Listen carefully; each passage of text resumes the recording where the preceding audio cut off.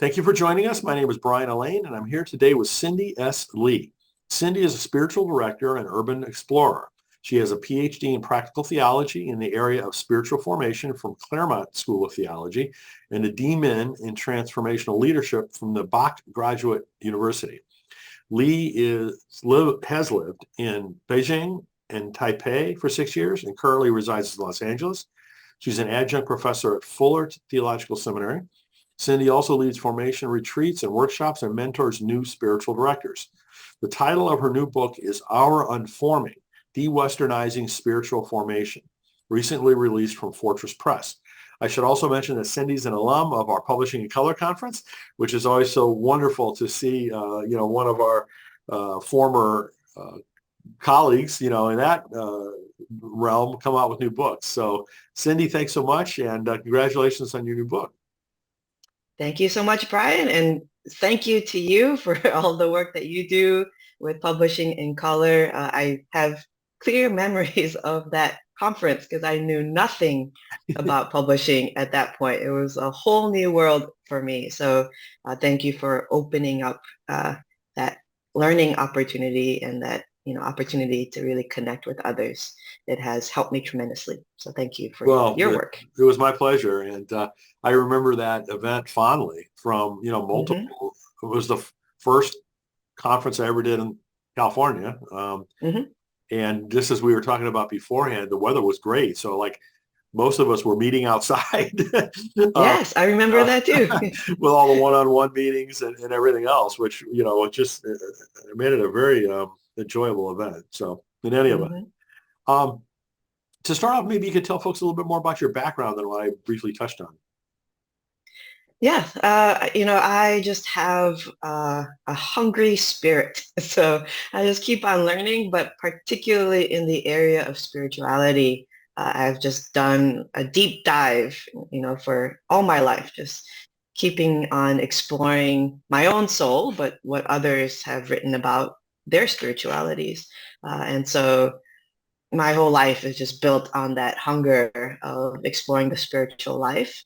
So that led me to, study academically in spirituality and then doing my own explorations as well, which led to this book. Wonderful. So the new book, as I mentioned, the title is Our Unforming, De-Westernizing Spiritual Formation. What's the primary theme of the book and what motivated you to write it? Yeah, so the book actually came out of sort of a crisis moment in my own faith and spirituality. So I have finished a whole PhD in spirituality, and I have long admired all these, long spiritual traditions that we have that are still just very rich spiritual traditions. And then one day I noticed all of them are Western. And it just threw me in a crisis moment of what have I been doing with my life? Did I just waste all my tuition, and it just, it threw me for that realization just threw me off. And then the pandemic happened and it just allowed me to immerse in a time of just real seeking. And so I just read hundreds of books and sources by non-Western authors, and just asking a question that I needed to ask for myself, which was, what is here? What's different about our spirituality and our ways of life? And then, the notes that I was taking for myself eventually became this book. So really the themes of this book are just based on what are these shifts? What are the cultural shifts and differences? And how does that then affect our spirituality and ways of life? And how should it be different from our cultural perspectives? Well, I think it's really important for, us to really have a greater appreciation of different cultures than what we typically do in the United States. We're very inwardly focused and pay attention to ourselves as opposed to other people too much, I think. And I know myself from having, when I was younger, traveled internationally a lot for business. I learned so much that I wouldn't have otherwise had those perspectives.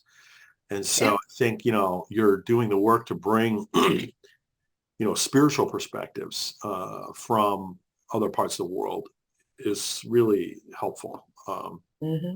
So I'm glad you did that. And I've spoken with so many other authors that had a book start, in a similar sense as what you're describing, in that they had this question in their mind that was really bugging them that they had to go research and they had to go write about. And that, Hmm. was what seems to be the generator of several people's books. So, I think you leverage that wisely. Yes, perhaps those are the best books, right? The ones Yeah. that come out of our questions. So, who would you say the audience is primarily for the Well, I work in an academic setting, and it is an academic publisher, Fortress Press, that put it out there. And so it really is intended to be used in classrooms or small groups or whatnot. So it is, written to be used in, spiritual formation type programs and groups as a way to facilitate dialogue. And so each chapter sort of presents an idea out there, and then has some questions at the end of the chapter so that, someone can go through it individually, but also, it would create great discussions as well, I think. Mm-hmm, mm-hmm. So, as you said, the book is about spiritual formation. How do you define spirituality? Yeah, I think, for me, spirituality is just our lived experience with God, right? So it's just our everyday experience of sacredness and divinity all around us. And I think, many times we become numb to that, right? We just go about our busy lives and we just kind of shut off our sacred awareness. And so developing the spiritual life then is opening up ourselves again to that sacred awareness, having that continual conversation, and allowing it to just continually form us and reinform us as we're going about our everyday lives. So, the tagline that I've used for writing for your life ever since I started is resources for spiritual writers. And Mm, early on, especially, I had some pushback with that term from what I would consider to be some more conservative, fundamental Christians. yep. And I said, what's wrong with the word spiritual? And they were like, oh, well, that kind of could be, something cultish or satanic or whatever. Hmm. I mean, do you ever get any kind of pushback like that when you use that term? Yes, I have worked with groups or with students that work with groups that are from those conservative circles. And for those groups, we go slowly and gently to open up just their sense of comfort just with the term. But we all have spiritual lives, right? We all just have an ongoing interaction with God or with the divine. And so it's just paying attention and noticing that. And so, the first few steps are usually scriptural for those groups. Let's just meditate on these words. What if we slowed down? What if we paid attention and sit in quiet for a few minutes? Like it just starts gently from there. So in your research, what kinds of new ways of engaging spirituality or spiritual formation did you learn about and write about? Yeah. So I pulled in some studies from cultural studies, from psychological cultural studies, social cultural studies into the book just to prove, right, that there are actual cultural differences. And then from those differences, then, talked about what does that mean for our spirituality. And so the book is broken down into three kind of main cultural differences and Hmm. that we see in the world, right? And if you go through all the different countries in the world, every country is on a spectrum with these cultural differences. So one of the main cultural differences is just from a linear orientation of time into a cyclical orientation of time. And then how does that then change how we think of spirituality? And so if your orientation is linear, then your spirituality or your faith will have measurements, right? That you grow in these ways. Whereas if your orientation is cyclical, then there's no measurements, right? We Hmm. just keep coming back, Hmm. right, to the same themes, and we may kind of unravel as we go, or keep on forming and growing holistically as we grow. And then the second theme is, you know, some cultures are just way more open to the supernatural, just, those kinds of experiences. And how does that affect our spirituality when we open up to the supernatural and allow spirits or the Holy Spirit to really be part of our everyday lives? And then the third theme is just some cultures are more collective and communal rather than individualistic. And so what does it mean then to have a more collective orientation of spirituality? Hmm. Hmm. Well, I think that, those are all perspectives we can learn from. And I know, being kind of an engineer initially was my Hmm. education background, and then a business person. So I think very linearly. Yes. Um, but also within software, there's recursion. Is Hmm. a commonly used methodology, and so that's really more cyclical in nature. Hmm. Yeah. If we have a Western education, we are trained in a linear way of Yeah. thinking. And so even people that come from more cyclical cultures, but with a Western education, Hmm. we all have to do that shift, right? What does it look like to look at our spirituality in a cyclical way rather than like a linear progression? So in the book, in addition to the three cultural orientations, you also have 8 what you call postures. Can you Hmm. tell us what those are? Yeah, so within each orientation, there's postures, because we often use the language of spiritual practices, right?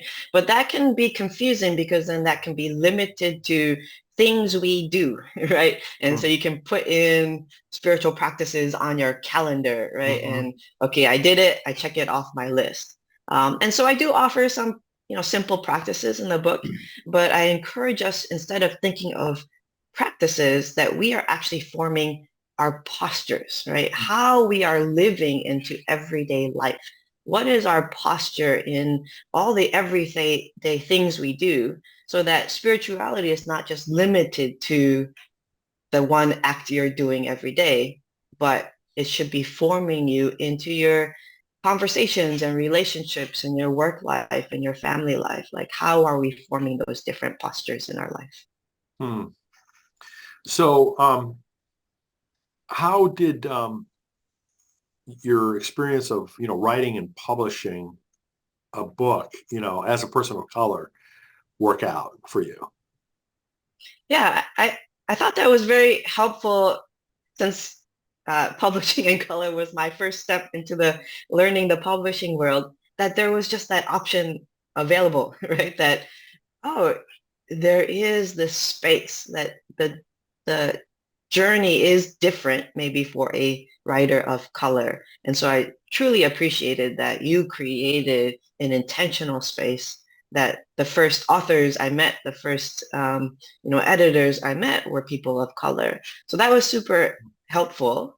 And then in the writing process, especially for a book like this, I realized that oftentimes authors of color have to first start in a more, defensive posture, right? We first have to explain ourselves, why we need a book that's different than the norm, because there are plenty of spiritual formation books out Mhm. there. And so I too had to start in that defensive posture, which is why I pulled in so many, social scientific studies, right, to prove these cultural differences. Say, yes, there is a difference.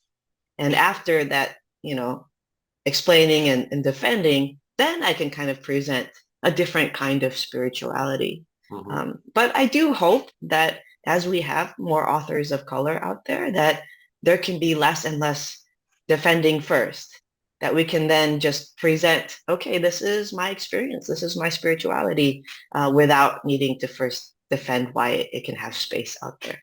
Hmm. Hmm. Now, did you have an agent represent you, or did you go to Fortress directly?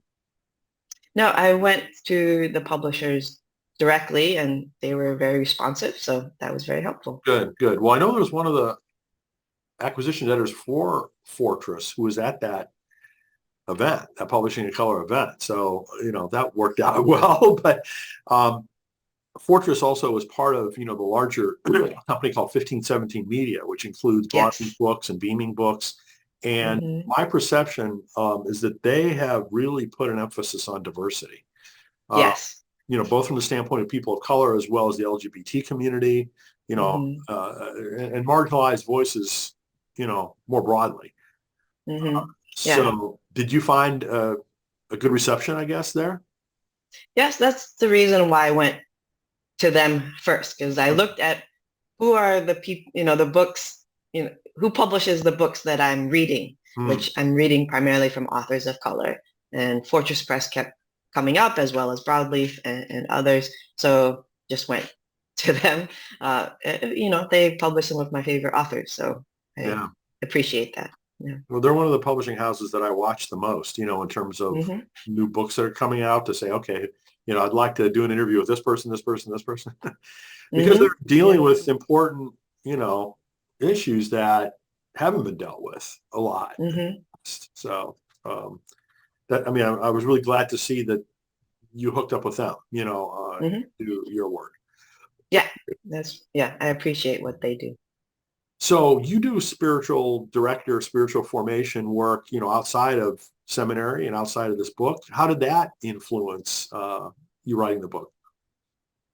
Yeah, that was actually helpful in writing the book. That, as an academic, there's a part of me that feels like I need to write a really theological book. But I think realizing that I am also a spiritual director, that I also lead formation retreats. I don't need to write as an academic all the time. And so, at the beginning of the book, I state, I'm not writing as a theologian. I'm going to write this as a spiritual director, as someone who's thinking about our our inner lives and how we change within us. What is that process of transformation within us? And I can just write from that space and that part of me as well. Hmm. Hmm. So if there's one thing you'd like people to take away from the book, what would you say that it is? I hope the book is just an opener, right? That it just opens every reader up to the possibility of our spirituality can be different based on our cultural upbringing. And so then I hope it encourages people just to explore your own cultural upbringing. How does that influence your faith and spirituality? And so, of course, I cannot write about every culture, right? I need to learn from other people and their experiences and their stories as well. So I hope it encourages people to explore their stories and to share and tell their stories as well. Hmm. So looking forward to any future books or other projects that you're able to talk about at this point? Yes, well, in the last 2 years, as the publishing process takes a long time. Yes. So in the last 2 years, my heart and mind has shifted. So I've been doing a lot more in the past 2 years with um, spiritual directors particularly, and particularly spiritual directors of color. And so I'm hoping to put a book out there specifically for spiritual directors of color that are also working with directees of color. So hope to put that out there one day. Excellent. Excellent. Mhm. Well, Cindy, again, congratulations on the new book. The title of it, again, is Our Unforming, De-Westernizing Spiritual Formation. You can learn more about Cindy and all of her work at findingeden.org. So findingeden.org. So Cindy, thanks so much for joining us, and we'll look forward to more. Thank you, Brian. And once again, thank you so much for your role in all of this. I so much appreciate what you do. Well, thank you so much. My pleasure.